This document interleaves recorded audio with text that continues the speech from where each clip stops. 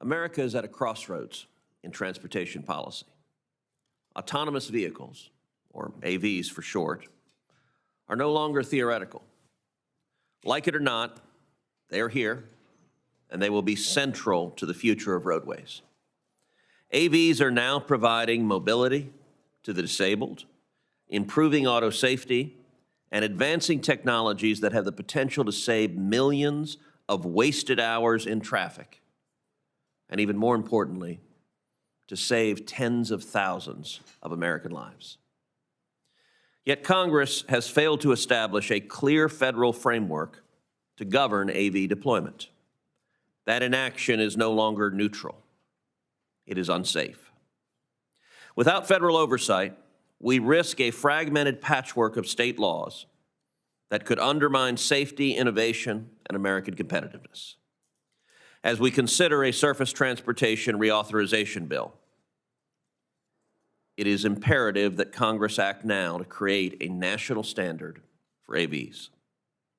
Even as some states seemingly wish to put up metaphorical roadblocks to AVs, other states are smartly getting into the fast lane.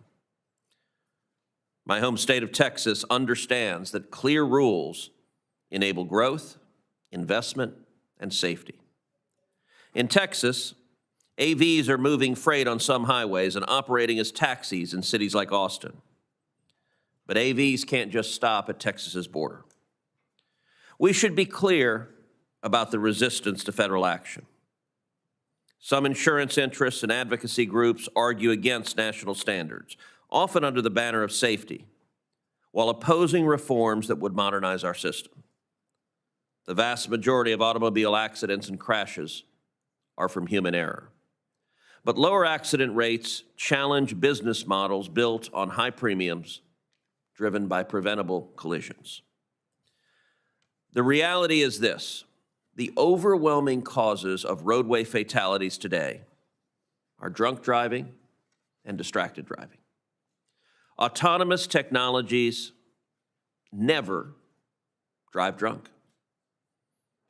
Autonomous technologies, they don't text while driving. They don't change the radio station. They don't drop their sunglasses and look for them while driving down the freeway.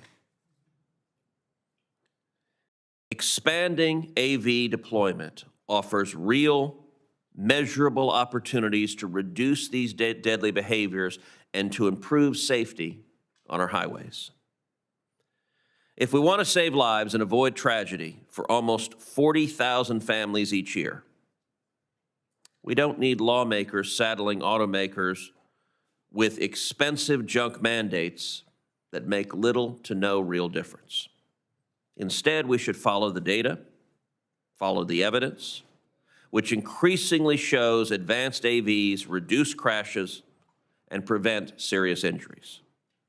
We need a consistent federal framework to ensure uniform safety standards, liability clarity, and consumer confidence. Uncertainty benefits no one, not drivers, not manufacturers, and not state and local officials responsible for public safety.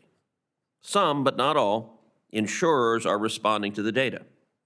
Companies like Lemonade have lower premiums for vehicles using full self-driving mode, reflecting growing confidence and growing evidence that these systems reduce risk. The numbers confirm what many already see. Technology designed to reduce human error makes roads safer. Let's also acknowledge that the technological progress from AVs won't endanger jobs. It will ultimately create them. AVs require American engineers, software developers, safety technicians, mechanics, manufacturing workers, and infrastructure specialists. AV deployment can support new, high-skilled jobs built in the United States by American workers. Moreover, AVs can make people more productive and traffic more bearable. If Congress fails to act, we're not going to stop innovation.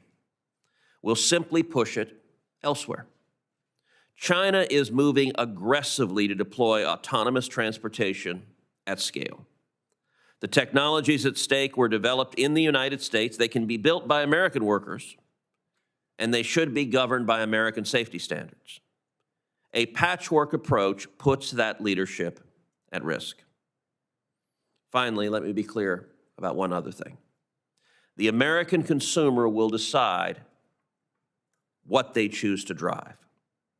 No one is and no one should be mandating AVs. This isn't like Biden's de facto mandate killing the gas-powered car. But government inaction should not deny consumers access to be able to choose safer options. A federal framework for autonomous vehicles is not about picking winners. It's about setting clear rules, improving safety, creating American jobs, and ensuring that states like Texas can continue to lead. Surface reauthorization is the moment for Congress to act. I'll now turn to Ranking Member Cantwell for her